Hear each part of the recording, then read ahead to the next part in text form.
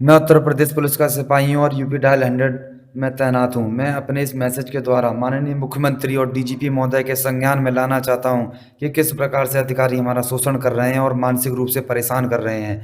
महोदय, जब डायल 100 परियोजना की शुरुआत की गई थी, तब हमसे कई प्रकार के वादे किए गए और सुख सुविधाएं बताई गई, जिनका शासन आदेश भी जारी किया गया, लेकिन किसी का भी पालन नहीं किया जा रहा है। हमें 8 घंटे ड्यूटी बताई गई थी, लेकिन हमसे 12 घंटे ड्यूटी ली जा रही है।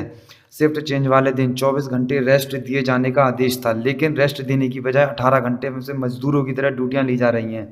हमें जिले के नज़दीक बॉर्डर पर भेजे जाने का शासन आदेश जारी किया गया था, लेकिन हमें नहीं भेजा गया। प्रति माह 2000 और 2500 प्रोत्साहन राशि के रूप में हमें वेतन के साथ दिया जाना था, लेकिन 2 माह हो चुके, हमें किसी भी प्रकार का कोई भी एक्स्ट्रा पैसा नहीं मिला है। मात्र एक असला के दम पर पीआरवी चल रही है और बाकी 2 कर्मचारियों के पास कोई भी असला नहीं है। क्या यही आधुनिक पुलिस है?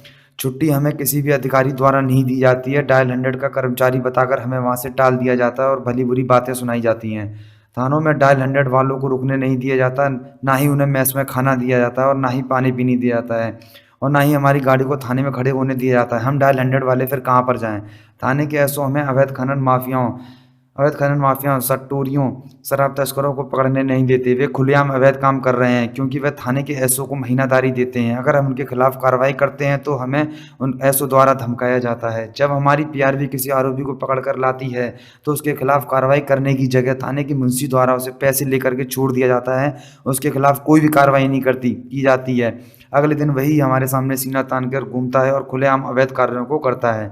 आज सिपाही इनोवा और बिलोरो में ड्यूटी कर रहा है डायल 100 परियोजना में, जिसके कारण अधिकारियों में जलन की भावना उत्पन्न हो गई है और हमें परेशान करने के नए नए नियम बनाए जा रहे हैं।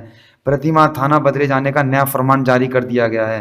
अगर प्रतिमाह थाना बदला जाएगा तो हम तो अपने सिर पर सामान लेकर एक थाने से दूसरे थाने पर ही घूमते रहेंगे और हमें हर बार नए नए थाने के नए नए रूटों की जानकारी, गाँव की जानकारी कैसे होगी? फिर कैसे डायल 100 15 मिनट और 20 मिनट में पहुँच पाएगी, क्योंकि एमडीटी भी कार्य नहीं करती है।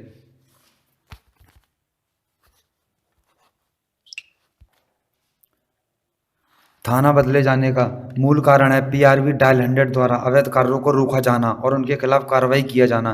क्योंकि अगर हम अवैध खनन माफियाओं, सट्टोरियों, जुआरियों, शराब तस्करों को पकड़ेंगे तो एसओ महोदय का महीनेदारी मिलना बंद हो जाएगा और सारे अवैध कार्य थाने के एसओ कराते हैं और सजा मिलती है सिपाहियों को। और एसओ के खिलाफ कोई भी कार्रवाई एसएसपी महोदय द्वारा नहीं की जाती है, क्योंकि एसएसपी महोदय को के थाने के एसओ द्वारा 1 महीने पर मोटी रकम दी जाती है और उन्हीं की शिकायतों पर डायल 100 कर्मचारियों का प्रति माह थाना बदला जा रहा है, जबकि दोषी थाना के एसओ होते हैं, उनका प्रति माह थाना बदला जाना चाहिए। जब डायल 100 का प्रशिक्षण चल रहा था तब इस प्रकार का कोई भी नियम नहीं था। मनमानी क्यों की जा रही है?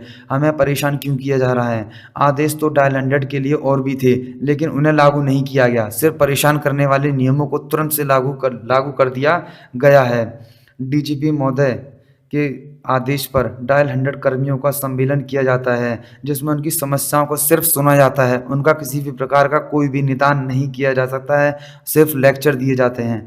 माननीय मुख्यमंत्री महोदय और डीजीपी महोदय को मैं बताना चाहता हूं कि आज डायल 100 परियोजना में कोई भी पुलिसकर्मी नहीं रहना चाहता है। सभी मानसिक रूप से तनाव में है, परेशान हैं।